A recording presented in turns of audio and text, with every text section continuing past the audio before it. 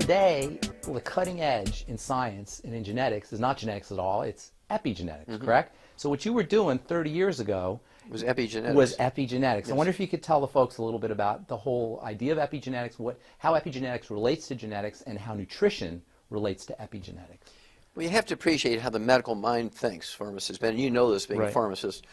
But for our viewers here, the medical mind is that they get a theory and everything belongs to that theory.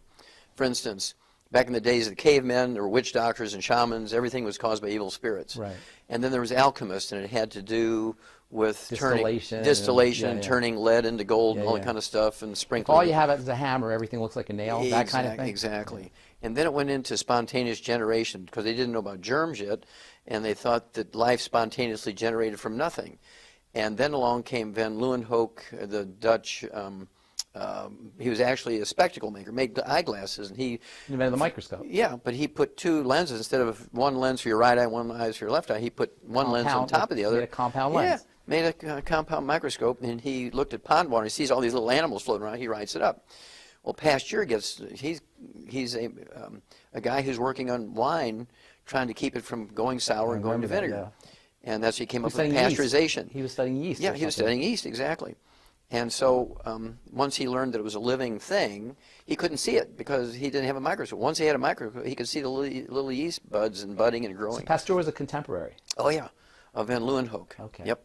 And he immediately knew that spontaneous generation was not the thing. He knew things were caused by these germs. That's where the germ theory came from. And then, of course, he was the first one to actually practically make vaccines, although there was a medical doctor in England by the name of Jenner who was involved. Got a smallpox guy. Yeah, exactly. Yeah. And so when you had Pasteur, he took 25 sheep in the center of Paris. He set up pens, artificial pens or temporary pens. He had 25 sheep that he vaccinated for anthrax. He had 25 sheep he didn't. He gave anthrax to all 50, and the ones that were vaccinated, 24 of them survived, and one died, and the ones that didn't have vaccination all died. And so the press was there, and it was everybody agreed that he knew the answer to anthrax, and so the medical system couldn't argue with it because the press had already made it a fait accompli, right? And then comes along Mendel and Darwin, right? And Darwin's talking about how things evolve in the Galapagos Islands, and he'd see all these different finches, which are really the same species, but they had different colors and different beaks, but they're the same species. And that's because it took a little adaptation in each of the different islands to survive, the predators and things. That's where he came up with the theory of evolution, by watching the finches? By watching the finches. That's where he got that idea. And he knew there was something being passed on from one generation, because the ones who were successful had some adaptation, right? That was the word, adaptation. And the ones that couldn't adapt got eaten by the predators. This is the beginnings of the genetics theory. Yeah, There's something being passed on, some information passed on from parent to offspring. Exactly. And then here's Mendel, who's this monk, right? And he's growing peas, and he's studying peas, which the monks love to eat. And he was studying which he could get the best peas, and he learned that there was something being passed on. The color of the pea flowers, and whether they're wrinkled or smooth, or they're big or they're small, and he could pass on these traits. And so he talked about threads, and he knew that something was being passed on. He literally said threads? Mm-hmm. He said threads are being passed on, threads of life are being passed on, carrying information was his words. Wow. We're talking about in the early 1800s, yeah. And so that was the beginning of the genetic theory. Well, along comes people like Linus Pauling and Watson and Crick, and they were able to actually tell you the structure of a chromosome and so forth, and double helix, and how traits like eye color and skin color and hair color are being passed on, and so forth. Linus Pauling was in on the whole genetic thing as well. Well, he was actually the first one. He was actually cheated. He should have actually gotten part of that Nobel Prize that Watson and Crick did, because he came up with the helix before they. Oh yeah. Wow. He proposed that 10 years before they came along. They were just in their 20s, and he proposed it 10 years earlier. Wow. But they were actually able to do it and show it. But so he really should have gotten some part of that Nobel Prize, but he didn't. But at any rate. Then along comes all the genome thing, right? So suddenly now genetics is going to solve everything. Right. They're just every time they have a new theory, it solves everything. Right. Okay, and of course the genetic theory was fought for a long time, just like the Earth is flat theory was tried to be defended by the holders of that theory until Columbus came along, who was an ignorant Portuguese seaman, right? He said the Earth was not flat. He's the guy sailing out there. Yeah, He knew yeah, the Earth yeah, wasn't yeah. flat. And so it comes down to perceptions and what you know and so forth. They were limited. So at any rate, my revelation, if you will, back when I was 9 years old, that diseases could be caused by nutritional deficiency, I learned everything I could about nutrition. Of course, in agriculture school, we learned that we could prevent and cure as many as 900 different diseases in animals with nutrition that in medical school they tell them are genetic. Did you know that it was really a nutritional and epigenetic component, that the nutrition was actually changing the genes? Yes, well, no, we didn't have the word epigenetic Did at you know that time. nutrition was changing the genes, though, that the lack of nutrition was affecting the genetics? And now that's a better word, affecting. Okay, they weren't changing the genes. Affecting. Affecting, because the genes are like a factory. The chromosomes are like a factory. Can you build anything in a factory without raw materials or parts? No. Without labors and energy? Of course not. No. Okay, so a gene and a chromosome is the same way. It's just a blueprint. Right. A gene and a chromosome is just a blueprint, Right. nothing else. So you Right. put a gene and a chromosome in a bucket of saline and say, okay, come on, boys, go to work and make something. Ain't nothing happening. Right. You still the gene need... that makes protein, the blueprint is just there to make the protein. You still need the raw materials to make the protein. That's right. Yeah. And so we learned in agricultural school that we could prevent and cure every disease you can think of. We can prevent and cure, well, let's see, we can prevent every birth defect. Many of them you could cure. Some of them, like cleft palate's a surgical case, right?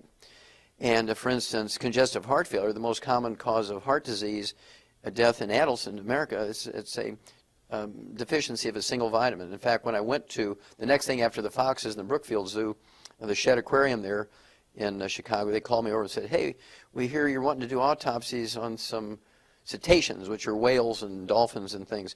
I said, yep. They said, well, we got a freshwater dolphin here from the Ganges River in India, just died, and we get 10 or 12 of them every year, and in the spring and by the fall they're all dead. This is pretty typical. Why don't you give us your thoughts what's happening here? So I go over there and cut that thing open. First thing, I knew immediately what it was, because the heart of a 300-pound freshwater dolphin is as big as your fist.